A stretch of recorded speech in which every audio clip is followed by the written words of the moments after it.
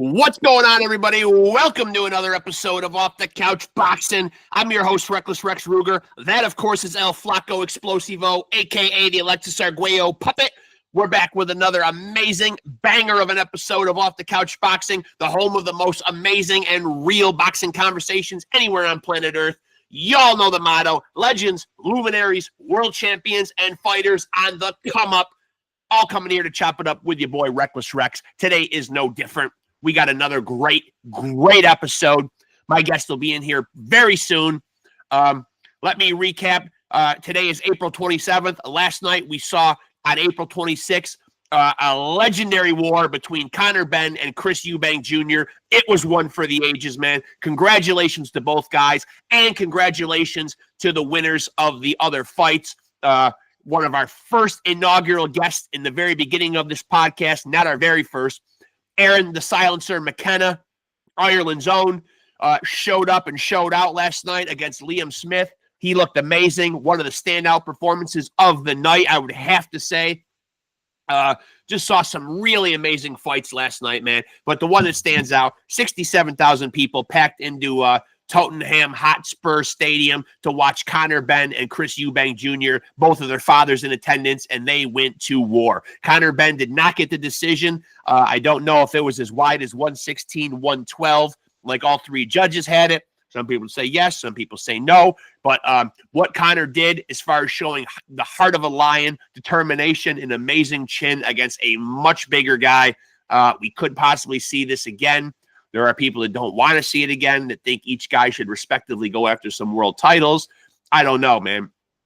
I guess it depends on how much further they want to carry this beef. But both sons did their dads proud, who obviously, if you remember, if you're a boxing fan, fought each other twice 30-plus years ago.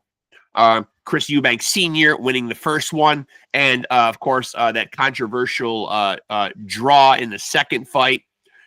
Which also was a polarizing decision. But regardless, we're here now in 2025, and what we saw last night will go down as one of the greatest battles. These guys went to war, a hellacious fight, man. Really one for the ages, man. So hats off to both guys. Win, lose, or draw.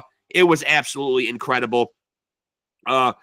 Let me remind you guys before my guest gets in here, time to go promotion mode on you guys. Make sure to like and follow Off the Couch Boxing on Facebook. That's first. You'll get updates on new episodes, when they're dropping, who will be on them, and any other big boxing news that's popping off in the boxing world. I will put it up there, man. Big fight announcements, fight results, predictions, analysis, breakdowns, viral videos, anything that's popping off in a weigh-in and a press conference. If it's big news, man, I'm sharing it. You go on the Off the Couch Boxing Facebook page, you will be informed. That I promise you. And, of course, if you're watching right now, this is the place to be. Like, subscribe, and hit that notification bell to stay tapped in to the best boxing content anywhere on planet Earth. Let me also elaborate, man, that the other fights that we saw last night, let me congratulate those winners. Vidal Riley defeated Chev Clark. Chris Billum Smith defeated Brandon Glanton. As I said, Aaron McKenna beat Liam Beefy Smith. Anthony Yard defeated Lyndon Arthur. And, of course, in that incredible main event, Conor Benn came up short, lost a unanimous decision to Chris Eubank Jr. But it was nice to see both fathers there, the pageantry involved. And just the fact that it was a huge fight for British boxing.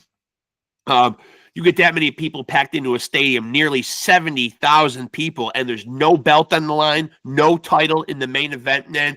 Just a good old-fashioned grudge match. And in the words of our great American poet and wrestling announcer, J.R. Jim Ross, last night we saw a slobber knocker. That's what it was, folks. Two guys slugging it out, man. It was almost the British version of Gaddy Ward, which I have the poster up there. Just an amazing, amazing fight, man.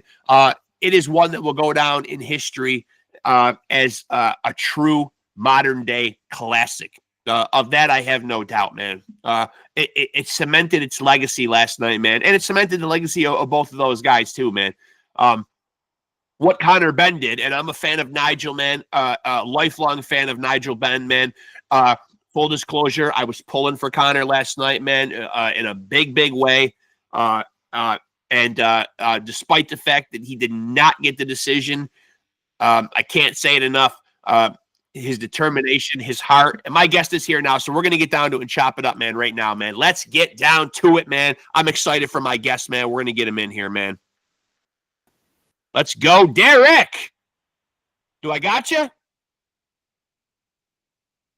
Derrick's hard at work over there. Look at him. I like it. I like the concentration. 1 second. Sure. Take your time. Okay, there it is. Give me 1 second. Sure.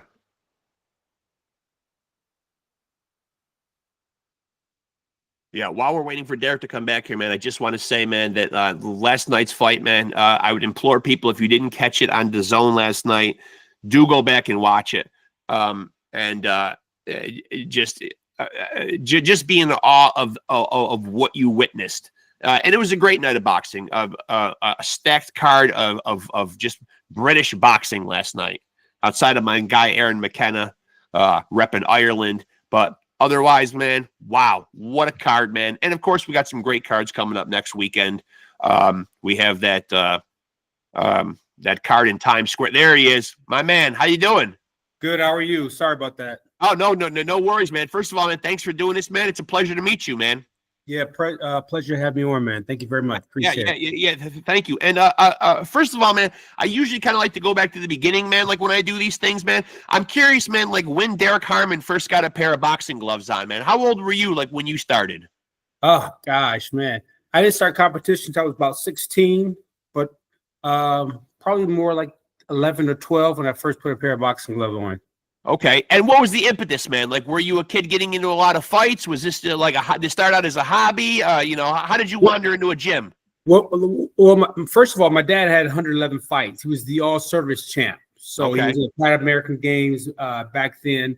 And then, him having his equipment around and me just picking it up. Yeah. Like, all right, and then there's a heavy bag. And so it's already naturally in me fighting. So, yeah, just that's how I got started, just finding gloves around the house and a heavy bag.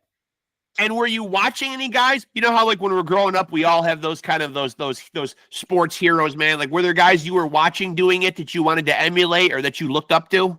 Of course, at that time, of course, there was Muhammad Ali then. He was at his, I believe somewhere at his very peak in the 80s, and so there was Sugar Ray Leonard and then, just knowing that my dad was into it. So, that was sufficient enough there. And now that your in-ring your in-ring career is over, how much boxing do you keep up with these days? Are you still an avid fan of the sport? Of course, I work for Top Rank. Yeah. Well, I mean, people watching this might not know that though. But yeah, I mean, and so who are some guys currently right now that you specifically really enjoy watching? Who's must-see TV for Derrick Harmon when they're fighting? I enjoy Abdullah Mason. I adore Keyshawn Davis. Yeah. Before Tyson Fury lost his last fight, I enjoy watching him, and even then, I enjoy watching that fight. Javante Tank. We just had a Richard Torres fight. He looked great. Yeah. You got Michaela Myers. So, I try to keep up with, especially with what's going on within the company. And then on the outside, it has to be something that I want to see or someone that I think is exceptional, that I think I may want to be entertained and sit and watch them. Are you a fan of these? And I know it's a polarizing topic. I've had a lot of old school guys on here who don't like these events. That I have a certain demographic who say, hey, at least they're bringing eyes to boxing. But what do you feel about these Jake Paul type events? Are you a fan of these? I'm a fan of anybody that wants to be successful. Okay, fair enough. Yeah. And that's what I'm a fan of. So if someone comes up with a concept and it's something they love doing and they can be exceptional at it and they can be successful at it, go right ahead. That's what I'm a fan of. Is he somebody right now because he is training, he is living like a fighter? Is he somebody that you can look at this stage with what he's done and say, there's a guy that's a fighter now, or has he not earned that yet? Listen, to me, you got fighters that are not a Jake Paul. Right. who don't have that type of setup or that type of establishment that are even not as disciplined or at that level yet, and they're professional fighters. Yeah. So, you know, you got to give credit to Jake Paul. Yeah, right? Yeah. He created his own success. Yeah. No matter what we think of him, he's doing something he loves to do, and he's good at it. Yeah. So, like I said, when it comes to the skill wise, there's some guys that are not on, that are professional, that are not on Jake Paul's level. Agreed. Yeah. And the reason why, because they lack the discipline. You can see that Jake Paul is very disciplined. He's committed to it. You know, he wants to win. Yeah, absolutely. Regardless of the outcome of the fights, you know, and the things that, you know, how he fights, or Mike Tyson, he's doing great. I applaud him. Yeah. And now I look at your career and I see the names on your resume, man. Is there anybody whose name is not on the resume, a fight that maybe you and your team were pursuing that just didn't come to fruition, that was a disappointment to you, that's not on the resume? None that I can really think of. I think at that particular time, the names that you have there and the names that you see there. Well, only person I probably didn't fight was Antonio Tarver. Yeah. You know, the Magic Man. You know, great guy. Him and I keep in contact today. But he's probably the only guy that I didn't fight that, you know, at one point in time they had something set up and it never fell through. And now you competed at both light heavy and at cruiserweight. Where do you feel like you did your better fighting? What was the better weight for you? Like, where did Derrick Harmon perform the better? Where did you feel like was your lane? When he was 184, 185, which there was no weight class for at that particular time.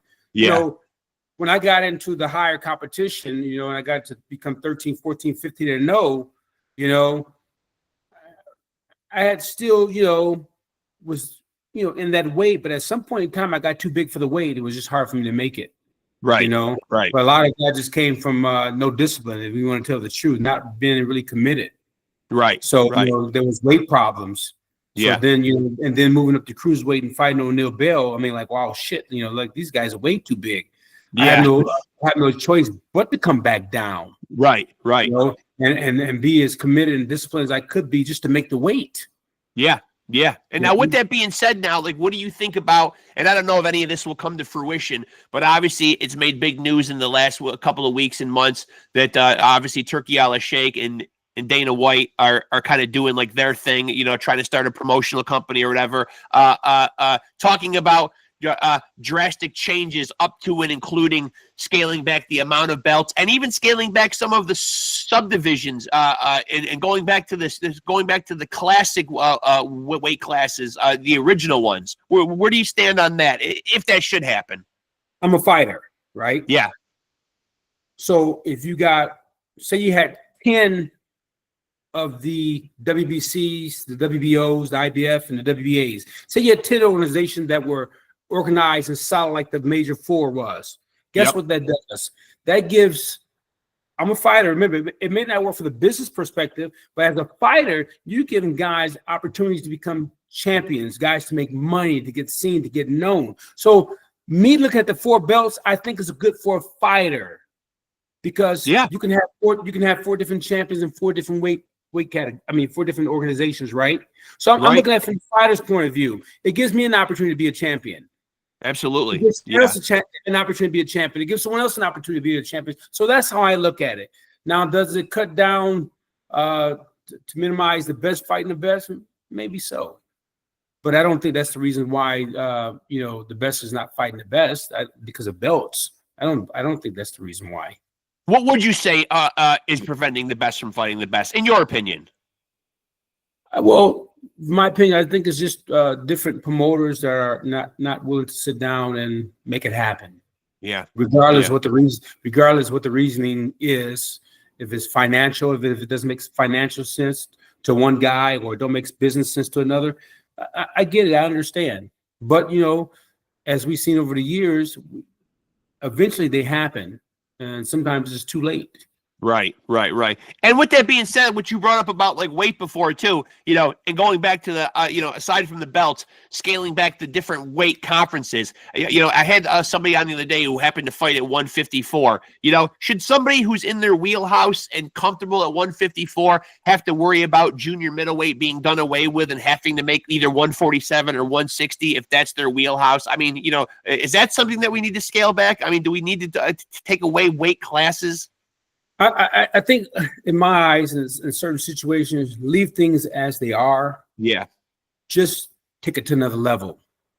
Just figure out ways to better what you have. Creating something different or taking away something new doesn't mean you're going to create something better when you add it on to boxing or taking it away. Yeah.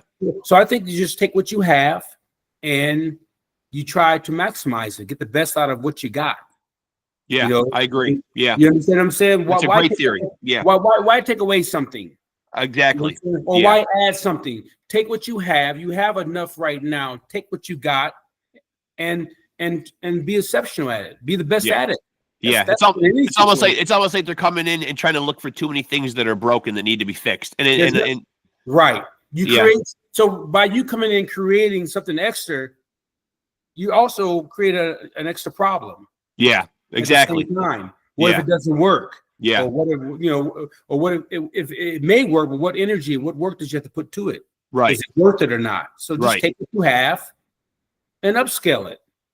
I don't know if this is a fair moniker, but it seems like one that pops up a lot, and it seems like a lot of guys will take to social media and make the claim that, they're the biggest fighter in boxing. They're the face of boxing. Is there anybody right now that stands out as the face of boxing to you right now?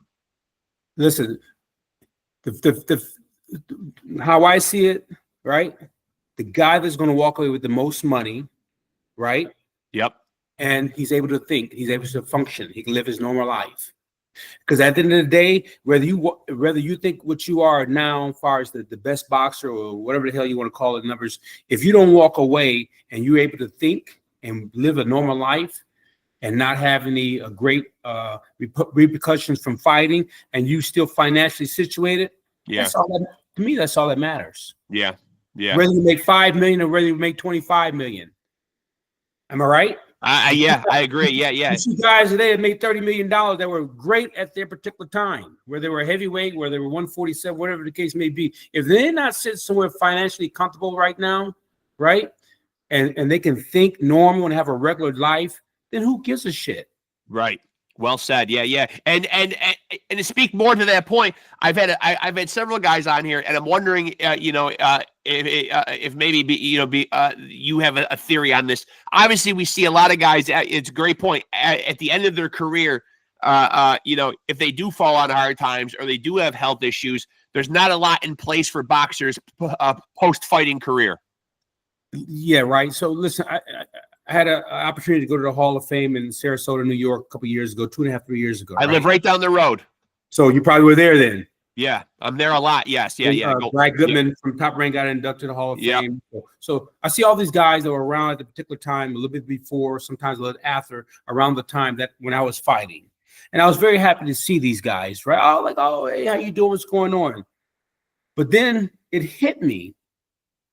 These guys are fucked up. Excuse my language. No, without a doubt. Absolutely. Yeah.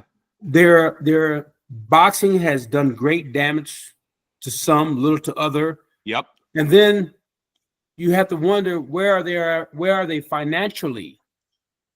Yeah. You understand what I'm saying? Where are they financially? Yeah. So that's what's important. You can live a normal life. You don't. After work, you just say you had a great boxing career. Do you want to go work for a 9 to 5, work for someone to tell you what to do? Especially if they know who you are. Yeah. Right? It may seem all great, handy, and dandy when this guy comes, he's and then when you realize, I'm his boss. It's a tough pill to swallow. Tough pill to swallow. It's a tough pill to swallow, like you said. So no one wants to do that. So when I talk to fighters, you hear me say, hey, listen, if you're not gonna be exceptional at this sport here, then go get a job. Yeah. Go get a regular 9 to 5, you can get a pension, or you can get Social Security or a retirement fund. Because if you're not going to be exceptional at this here, then it's not worth it at the end of the day. Yeah. What's the answer? Taking a percentage of sanctioning fees, maybe making these purses a little smaller, maybe kicking in some type of a kitty for these guys? Like, what do we, how do we do it? Do you have a definitive? I don't think it's something that we on the outside can do. I think it's about the guy that's getting paid. Yeah. Okay. You see what I'm saying? He got to, whether he's, put himself around, get a good position to be around people that understand his financial, whatever, and teach him and make him understand. And then he has to understand as well, because, the guy that's not going to be disciplined with his money is the same guy that's not going to be disciplined with his life. Yeah. So he has to understand as well. So I think it's more on the, they say 85%, 90% athletes go broke. Yeah. Which is which is a staggering. So it's not just fighters. We got football players and basketball players. You see them and read of these guys all the time. Yeah. But, my son plays for University of Tennessee. Right, his first year as a freshman, he had 40 offers, and when I found out the amount of money that they were giving him for INL, I was like, "Oh crap, crazy! That's crazy!" This guy, this. So my question was to him: if I had given you a car, a Corvette, or the car that he has now at 13, and told him to go down to the 215 and do 75 miles an hour, he would have hurt himself or possibly killed himself. Sure. Well, that's what it's like giving a kid a bunch of cash, same kid, same amount of money, just way too soon. Yeah. So I think it has to come with, having great people around you. Maybe someday they get some guy inside the company, right? Within the company, and say, hey, I'm giving you this check here. Yeah. But let me educate you as well. Maybe it's 15, 20-minute course. The person's giving the check out. Let me educate you, and we'll, give you a course on how to make this money work for you and not do damage to you, push you in a position later on to where you're totally broke. Yeah, because it is a cautionary tale. We've seen it with a lot of athletes. You're right about that, in a lot of sports. And it's sad, man.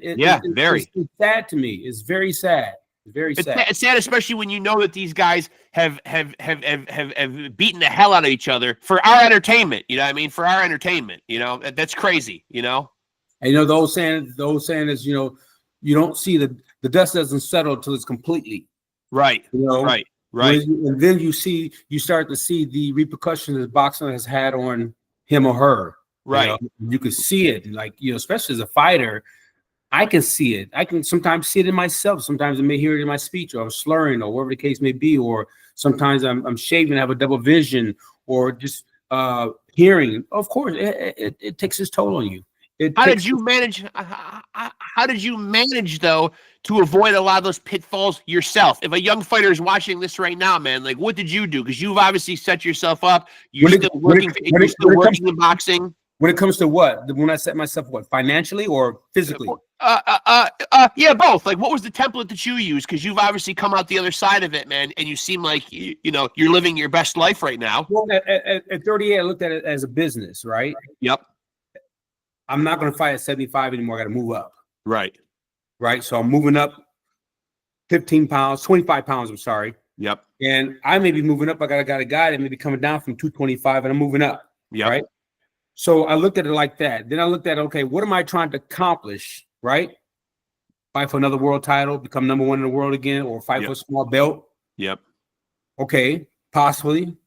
What am I going to get from it? More importantly, what can happen to me as I'm chasing something that I should have gave 125% to when I was 28 instead of 38? Right. You understand what I'm saying? Yeah. So, and then I start looking at, okay, who has made a comeback and did great financially and came out, very few guys, right? Oh, yeah. Well, if I didn't have the commitment and the discipline to get to that then at 28, not only that I don't have the commitment to do it at 38, I ain't got the freaking time. Right. I got kids now. I got a family. I got more responsibility. Right. You know what I'm saying? So yeah, I can't afford to be at 38 years old trying to get and run in the morning, right? Go to the gym and come home and train if I got a family. At that particular time, I was married. So yeah, I have responsibilities, and I can either chase something again that I did at 28, or I can put my feet forward and do something that's going to enhance my future as I'm going along. So I decided to quit. And did you have, at any point in your career, did you have a definitive idea in your mind, like, I don't want to fight past certain age, I don't want to fight more than X amount of fights, or were you playing it by ear? Listen, first of all, when fighting came to me, when I started fighting, I never set my mind to, I'm going to be world champion. I lived in Chicago. My goal was to get away from Chicago and come to Vegas and survive and do something totally different. So that's number one. So boxing was what I did at a particular time. So there was. And so there was no like exit strategy at that time. You weren't thinking this like throughout your career. No. You know, and I guarantee most fighters don't. Yeah. For some reason they think it's going to last forever. It's not. Right. I tell a fighter, listen, you know more than a carton of milk in the refrigerator. You got something in common. You know what? An expiration date. Yeah. Right. Yeah. This is going to end. So, and that expiration date depends on how long you fight, right? As far as how long you fight and what are you doing? How are you taking care of yourself? How are you thinking right? You know, that's, you know, if you're thinking right and you're living right, then you live an organic life. Yeah. But if you're hitting the clubs and hit the parties and, you know, you're doing this stuff and you're chasing this and chasing this, then you like 2% milk. Yeah. The expiration date is coming real quick. Yeah, that's a good analogy. So, yeah. And so because of that, I mean, for some reason they think this crap is going, this money's always going to come. No, it's not. No, it's not. This crap goes by so freaking quick, man. I look back now, I'm like, damn, where did time go? Yeah. It flew by. Yeah. And if you don't use that 24 hours in a day and that 365 days in a year and take accountability on what you're doing in that year and those months and that week, it's easy to jerk off a bunch of time and waste time and not really put your best foot in for something that you is going to trying to accomplish. And then you only have a short period of time in doing so.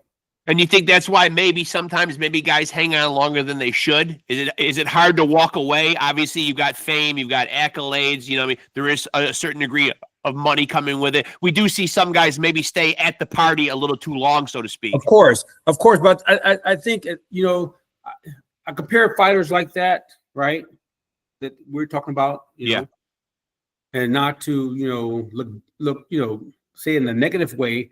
It's like I was telling someone this the other day. When you get to 38, and you're still trying to get that money, right? Yeah, you're sure that last hurrah.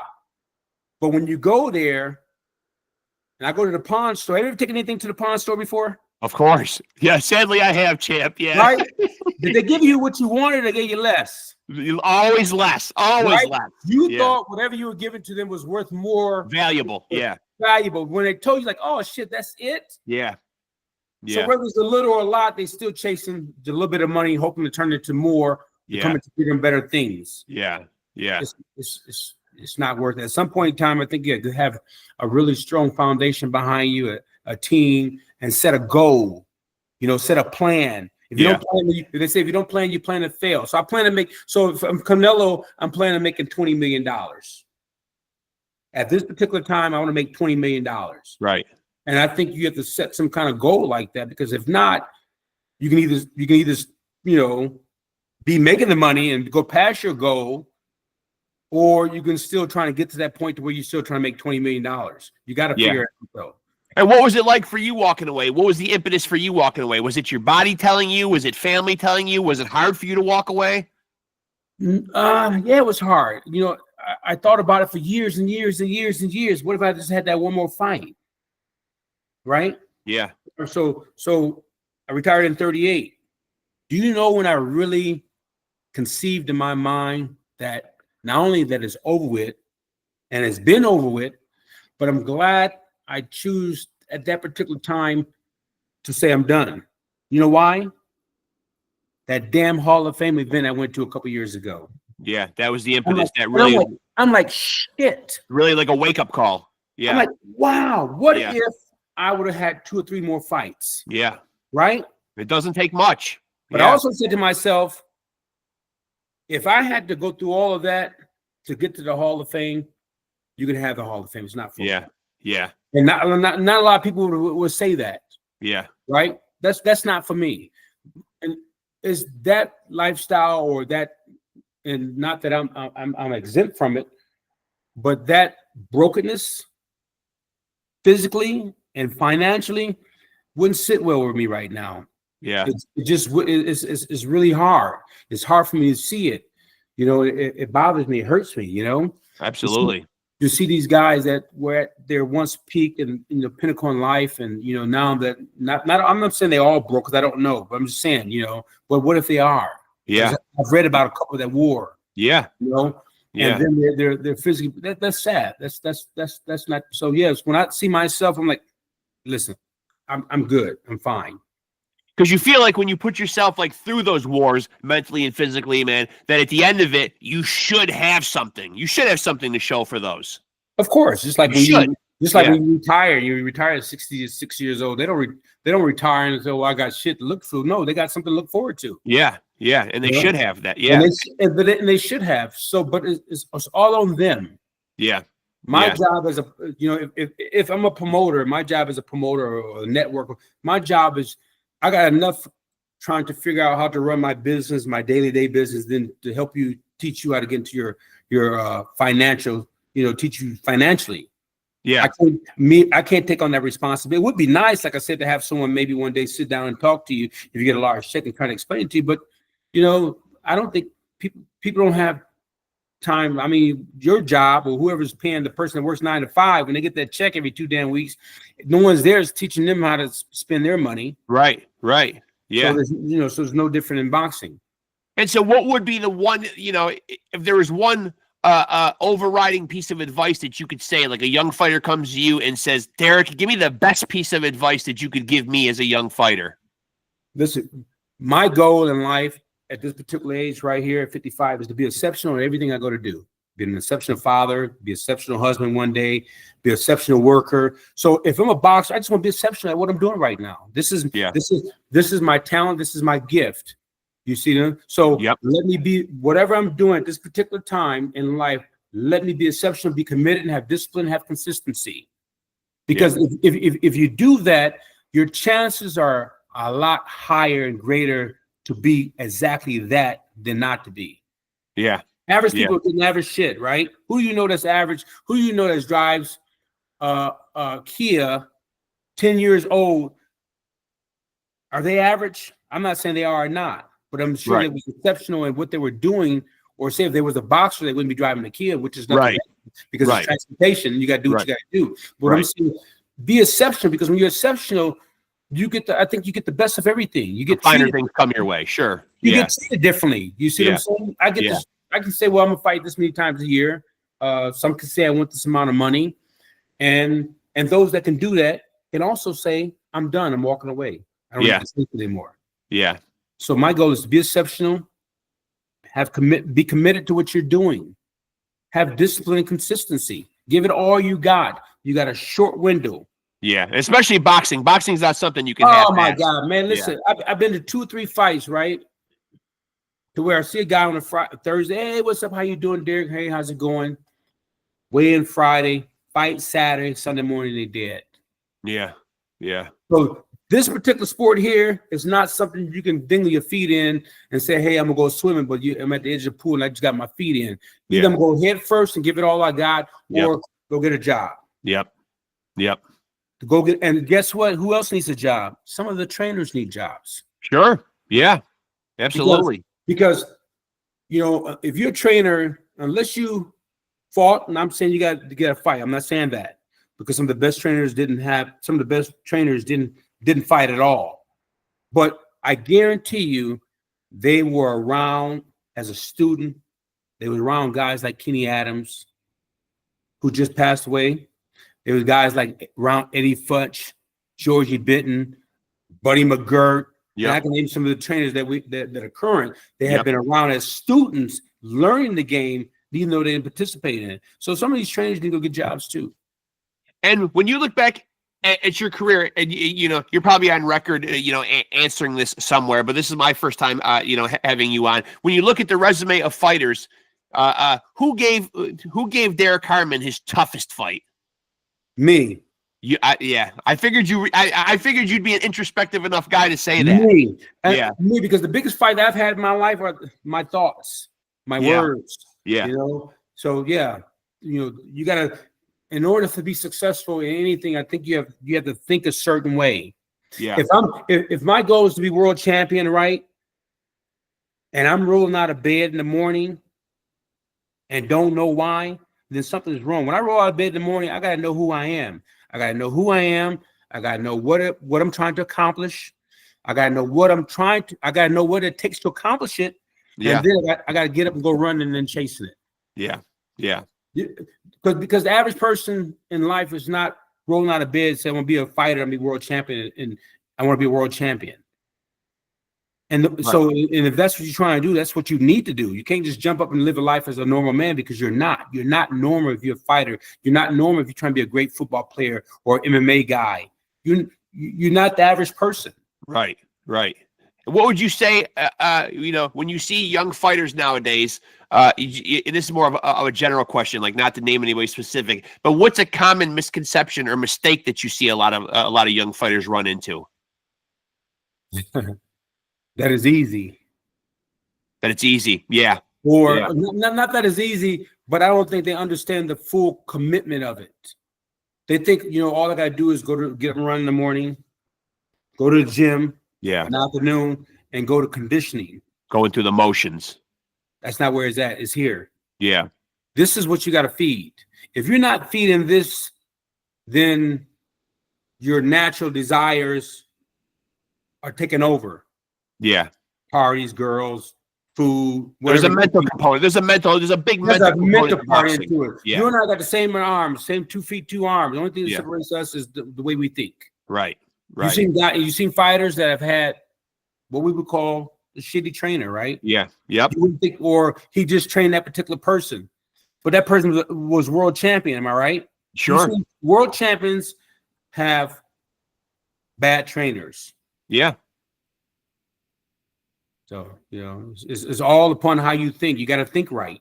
You do tend to see the victor of a fight sometimes. You can see guys evenly matched. You can even see some guy, have more God-given talent or more physical abilities. But a lot of times you do see fights determined by those intangibles, the determination, the intelligence.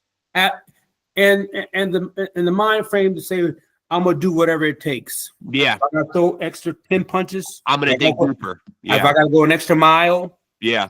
If if it's an extra round, it's the thought process, is how you think. Now, but skills are very important, because if you got the skills and you got that mindset, then you definitely up a notch. Yeah. But some people don't have that. Some people don't have the skill. They got the true grind and grit. I'm gonna get this. And that's what they do. Is there anything that looms in your career that is a major regret? Or do you try not to live in the past and look at anything like with regret? Is there anything in the career that you regret? I know you mentioned earlier about sometimes not being as disciplined or like weight or, being on point in some of those things. That's the most important thing. Me being 55 now and having the best thing I ever did was 4 or 5 years ago, I took a leadership class. Yeah. And because of taking a leadership class is allowed me to read more and listen to podcasts, listen to different people. Yeah. When it comes to being successful in the way you think. Yeah. I wish I had the thought process or knew the thought, and not saying that I didn't somewhat, but not to the extent that I do now.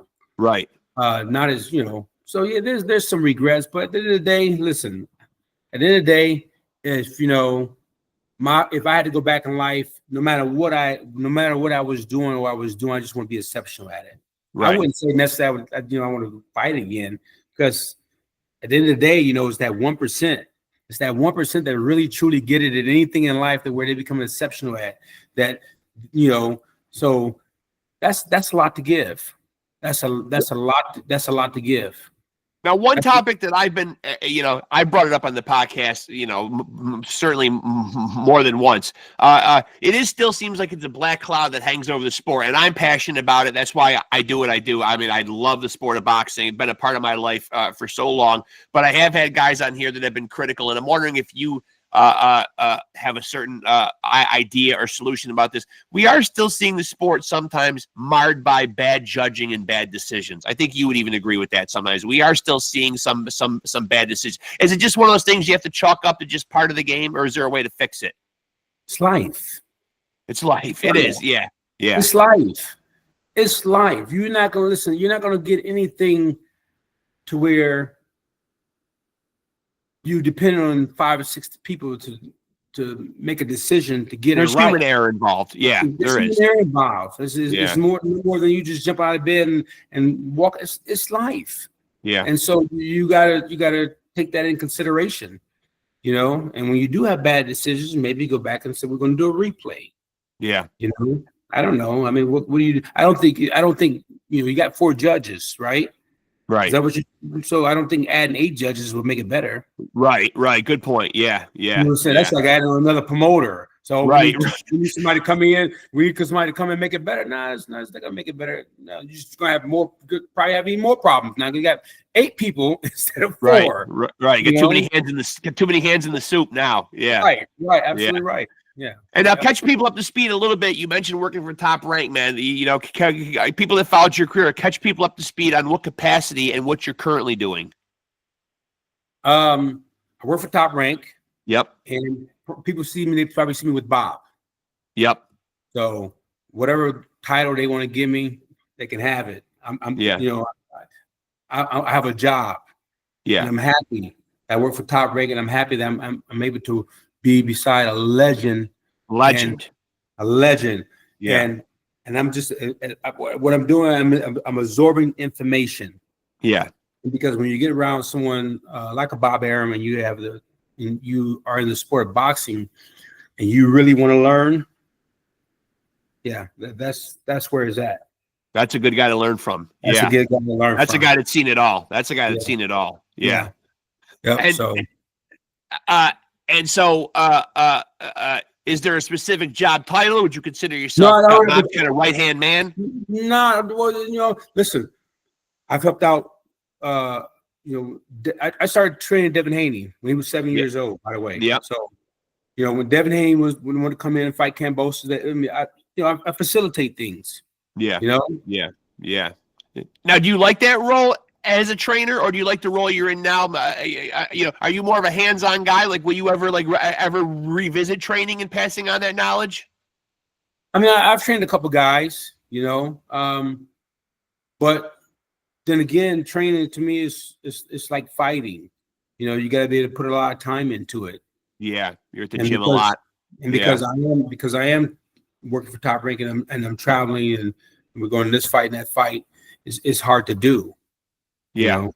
Yeah. But you know, I like what I do. I mean, I don't know anyone that was I don't know anyone that that's in boxing today wouldn't like to continue on with what you've done, you know, what you know, and be able to learn, because you know, I'm in the gym sometimes, right? I'm in the Top Rank gym, a DLX gym, and I'm in these gyms, and I hear these fighters talk, and I realize they don't know. They know boxing, right? But not a lot of them know business. They don't understand. They don't understand what they're doing on the inside. And so because of that, you know, But so I have a great opportunity. I'm learning. That's the most important thing. I'm absorbing knowledge. You know? Were you ever a guy during your career? You know, because obviously, especially with the advent of technology and social media, man, and I know it sells fights and hypes fights. We see a lot of these young fighters take to social media. There's beefing, there's Twitter wars, there's Instagram wars. You know what I mean? There's there's an easier way now to trash talk rather than being face to face with a guy. You know, was trash talking for people that don't know, was it ever a part of your game? Was there ever anybody was it always business with you, or did it ever get personal? Was there ever anybody that got under DERRICK Harmon's skin at any point in his career? Well, because I think when I was boxing, right? Yeah. You had to be able to fight. Yeah.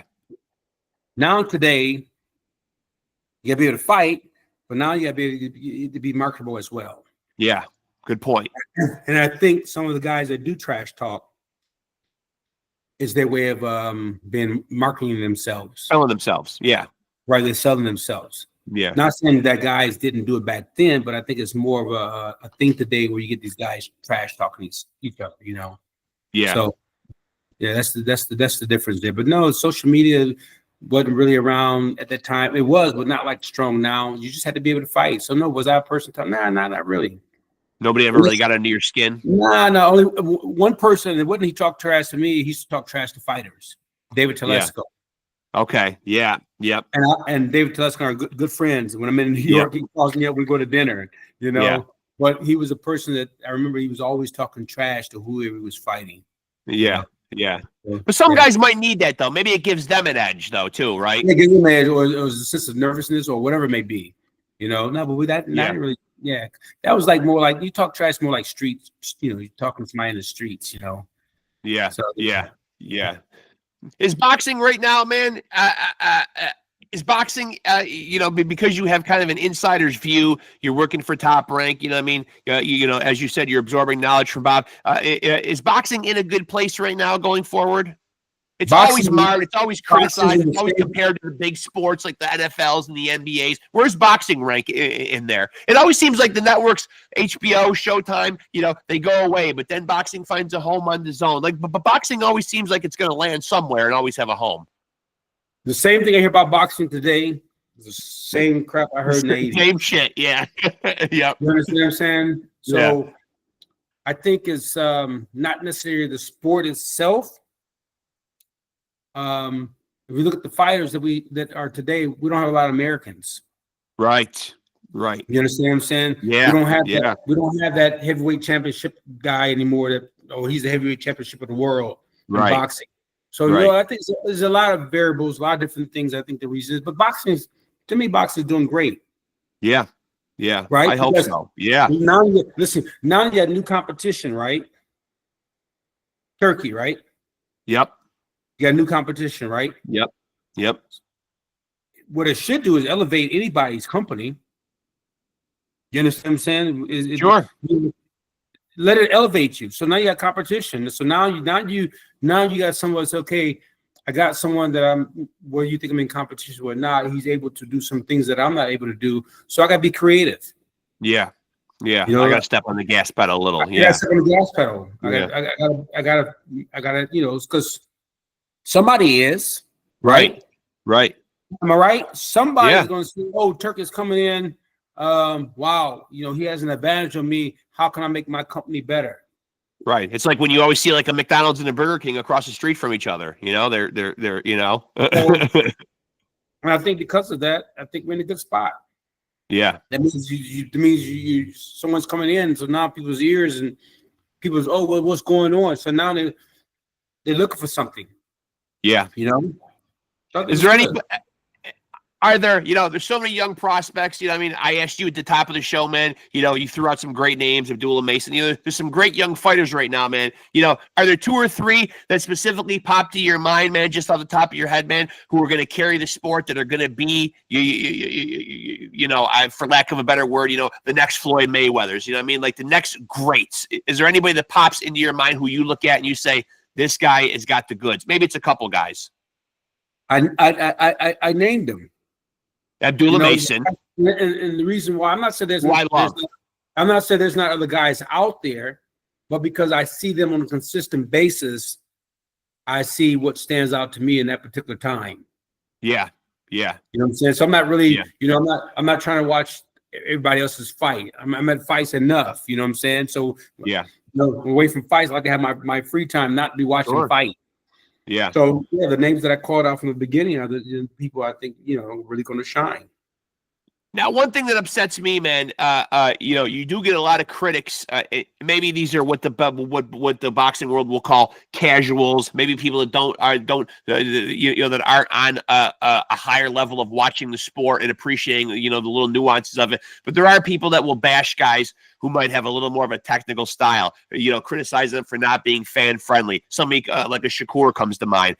You know, I think what those guys do, on a high level. And as we mentioned earlier, these are guys that are going to get out of the sport and have their faculties. I mean, it's not always about having like a slugfest or whatever, man. I'm trying to get people to appreciate those kind of guys, though, because what they do might not be something that people are going to tune in and watch and say, wow, this is exciting. This is exciting, man. But what they, who's doing the criticizing? Who's doing the criticizing? Well, right. As I said, usually casuals, people that don't know what they're talking about. I have a sticky note, right? And it says, only way you can ever keep from getting criticized is to do nothing, say nothing, more importantly, become nothing. Yeah, that's great. Yeah. So in that sense, who's doing the criticizing? Right. The people that probably criticize are probably those that are not in the ring. Yes. Yeah. So, listen, unless you've been in the ring, right? And you fought 3 minutes, 4 rounds, 6 rounds, 8 rounds, 10 rounds, 12 rounds, 15 rounds back in the days. You don't know what it's like. Yeah. I don't give a shit how many fights you sit around the ring and watch. You may know the business of boxing, but you don't know boxing. Because unless you're sitting down with someone, you're able to read their minds and they can tell you and you can determine what they're thinking to get in there. I'm like, who the hell wants to go fucking fight? How many people? First of all, who wants to go fight anyway? I don't want to go fight. Right. Like, what makes a person want to go in the ring and fight another person anyway? Right. It's abnormal on a lot of levels. Yeah. Yes. I think most people go out of their way in life to avoid confrontation. I do now. Yeah, of course. Yeah, like come on. So that's so That's I would say people need to appreciate those kind of fighters. I certainly would equate you as more of a technical boxer than a knockout artist. You're not a guy that got into a lot of knockdown, drag out, slugfest. You know what I mean? You were more of a cerebral boxer. And thank God I didn't. Yes. That's why whatever they said about me, who gives a shit? I don't. You're right. I don't care. Yeah. That's one thing I do not care. Yeah. All I know is if you didn't even step a foot in that ring, whatever you think about me is irrelevant. Right. Who gives a shit? Well, at the end of the day, it is about hitting and not getting hit. At the very core. You know what I mean? It should be anyway, right? Yeah, I'm just thankful I'm in a position where I can have a great job around some great people, learn some great things. Yeah. I'm healthy. That's what matters to me most. Yeah. Listen, Derrick. I'm now. Listen, I can't thank you enough, man. I've done 220 some odd episodes, man, but this one was just so informative and just such a great conversation, man. I'm really blessed to have you on here, man. I enjoyed this, man. Really appreciate it. So did I. Thank you very much for having me. Yeah, I appreciate it, and we'll stay in touch, man, and we'll definitely do this again. Love to have you back, man. Appreciate it. Thank you. Yeah, appreciate you, Derrick. Thanks. Yeah, thank great, you. Great. Yeah, great talking to you, my friend. Thank you. All right, man. All right. Bye. And there he goes, folks. Derrick Royalty Harmon. Great having him on. What a great talk, man. A guy with really a great perspective from a guy that did it in the ring and now a guy that's doing it in the business side of the sport, man. So really a guy that's able to attack it from both sides, man. So just so much perspective, so much knowledge. A guy that really has figured out a lot of the intangibles, a lot of the formula for success, both in and out of the ring. Made some salient, amazing points, man. So that was one of my favorites right there, man. A great conversation, man. Derrick Harmon, really appreciate it, man. And a hell of a fighter in his day. As I mentioned, man, names on the resume, I always run them down. David Telesco, O'Neal Bell, Darius Milichowski, Montel Griffin, Glenn Johnson, the great Roy Jones Jr. He's been in the ring with a multitude of amazing guys. Got an incredible resume himself, man. 25-7. An amazing career, man. And as he said, working for Top Rank, gleaning that wisdom from the great legendary Bob Arum, and hopefully passing that stuff on and to young fighters and guys that are on the come up now. A guy that is very much needed in the sport, man. A guy with that kind of perspective, that kind of knowledge, that kind of intuitiveness to be able to pass that stuff on, not just the X's and the O's and the training and hey, here's how you throw a jab, here's how you do this, but a guy that can really dive deeper than that and really give these guys a knowledge that is often overlooked in the sport. As he said, a lot of guys just jump into the sport and say, this is easy. I go for my run, I go for my training, I go do my conditioning, I watch my weight. But there is much more to the sport. And he made some great points, man. What an in-depth, incredible conversation. So thank you to DERRICK Harmon. Really appreciate having him on. We will definitely have him on again for sure, man. Great guest. Make sure to like and follow, as I said earlier, Off the Couch Boxing on Facebook. And, of course, make sure to like, subscribe, and hit the notification bell to stay tapped in. This is, of course, the undisputed, undefeated heavyweight champion of boxing podcast. And the good news is you too at home can be a champion yourself. How? How can I do it, Rex? What's the formula? Well, here it is, and it's very simple. Just continue to stay tapped in. Continue to watch Off the Couch Boxing. Continue to roll with the champs. Peace.